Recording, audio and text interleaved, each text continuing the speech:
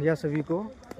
और आज मैं और मेरे विद्यालय के केमिस्ट्री सर, हम दोनों व्यक्ति आज शाम के समय में घूमने के लिए जा रहे हैं अररिया आरएस बोले तो रेलवे स्टेशन की ओर।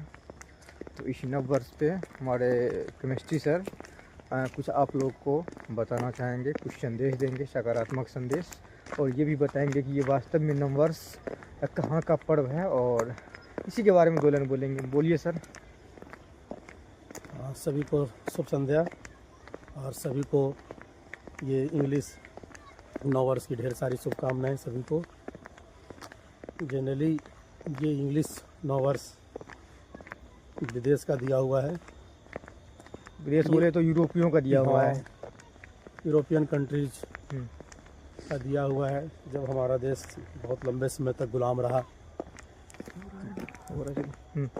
गुलाम रहने से उनकी बहुत सारी चीज़ें पे उन लोग का कंट्रोल रहा है। बिल्कुल।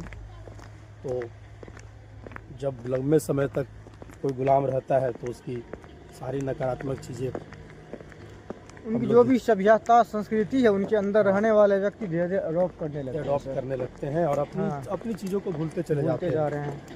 तो जनरली हमारा तो चैत नवमी से अपना हिंदू नव वर्ष शुरू होता है।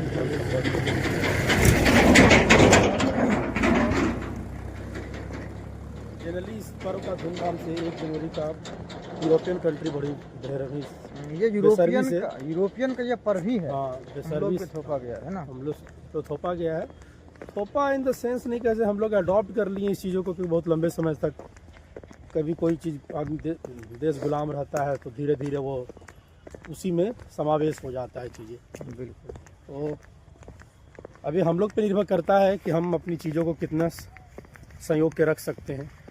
और मैं बताना चाहूँगा कि ये जो 1 अप्रैल को मूर्ख दिवस होता है, एक्चुअली समानता उससे पहले इस तारीख में हम लोग का हिंदू नववर्ष बोले तो विक्रम संवत का पहला दिन, वो तो हम लोग का चैत मास से शुरू होता है ना सर, चैत का पहला दिन ना, तो चैत मास का पहला दिन वो भारतीयों का जो कैलेंडर होता है विक्रम संवत, उसके अनुसार वो नया वर्ष होता है।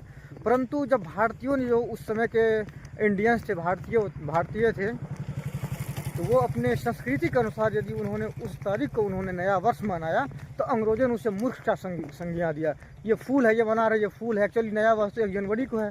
तो इसीलिए उस दिन से ये फूल मतलब 1 अप्रैल फूल दिवस, मूर्ख दिवस के रूप में अंग्रेजों ने प्रचलन किया। एक्चुअली जो भारतीयों का मजाक उड़ाते थे कि ये वर्ष मत मनाओ, जो मनाता था उसको वो फूल बोलता था।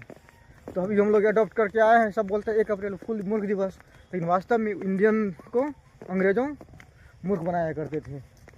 और अभी ये सिचुएशन है कि तो हम लोग थे गुलाम, और अभी भी हम लोग मूर्ख ही हैं, क्योंकि हमारे संस्कृति के बारे में, हमारे ये जो हिंदू नव वर्ष के बारे में अभी भी बहुतों को पता नहीं है।